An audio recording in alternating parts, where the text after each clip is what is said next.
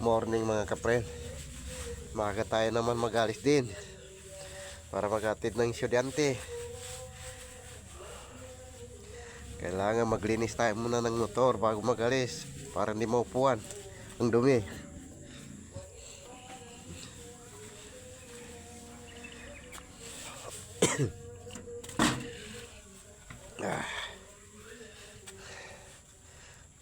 Ganito talaga ang buhay ng driver mga kapren.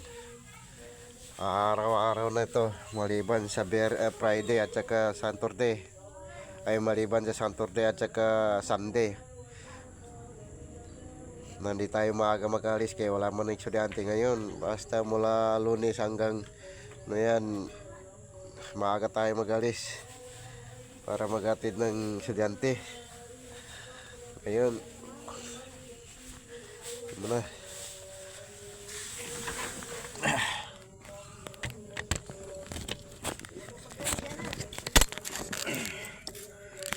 Ito talaga mga kapren, buhay ng driver.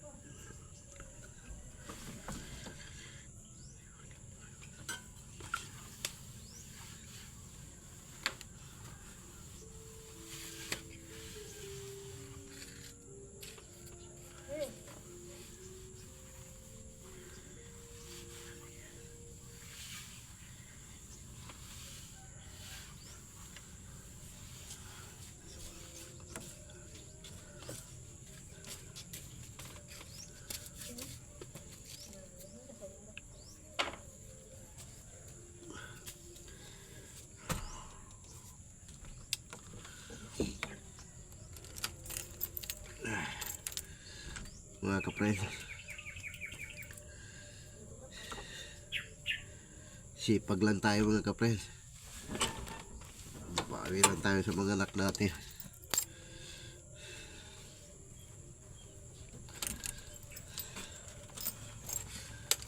Ito talaga ang buhay.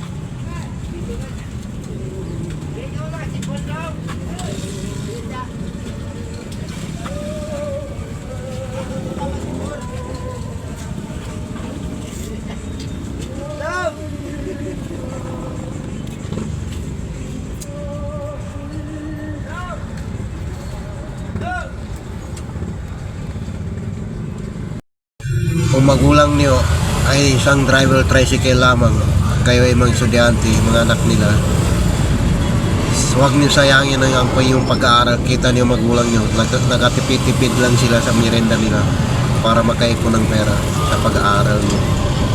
Sana mag-aaral kayo ng maayos, alang-alang sa pagod ng mga magulang niyo, ng mga drivers. Huwag niyo sayangin ang oras, panahon na kayo ay nagloko-loko lamang. Dahil ang magulang niyo hindi nagloko-loko dahil naghihirap sila pag-aaral mo.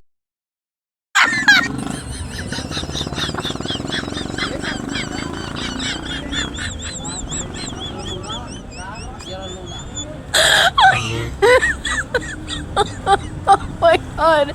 You do. Oh my god.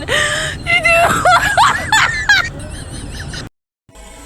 Sana mga anak, mag-aaral kayo mabuti dahil hindi biro ang paghahanap buhay ng mga magulang nyo para makabaon lang kayo, para makapag-aaral kayo. Sana maisip po kung gaano kapagod ang magulang nyo, nagkakayod-kayod para makapag-aaral. Mag-aaral kayo ng mabuti, maayos. Dahil di biro ang pagod ng mga magulang ng mga drivers, kumakayod para magkapag-aral lang kayo ng maayos. Huwag kayo magloko-loko sa pag-aaral nyo. Mag-aaral kayo mabuti. Dahil mahirap ang buhay. Mahirap hanapin ang pera. Nagasto sa inyo araw-araw para magkapag-aral lang kayo ng maayos. Mag-aaral kayo ng maayos, alang-alang sa mga magulang nyo na papagod para magkapag-aaral lang kayo ng maayos.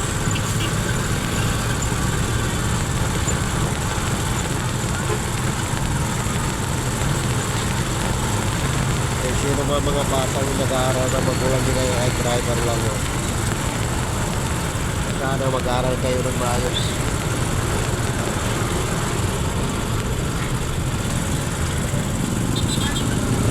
Isipin nyo, kung pawis hirap ng mga magulang nyo para magkapag-aral lang kayo ng maayos. Huwag nyo sayagan ang pag-aaral nyo.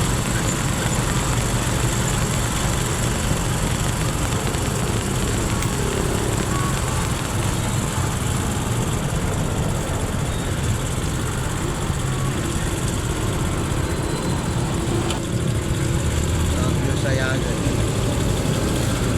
pagod ng magulang nyo para magkapag-aaral lang kayo ng maayos.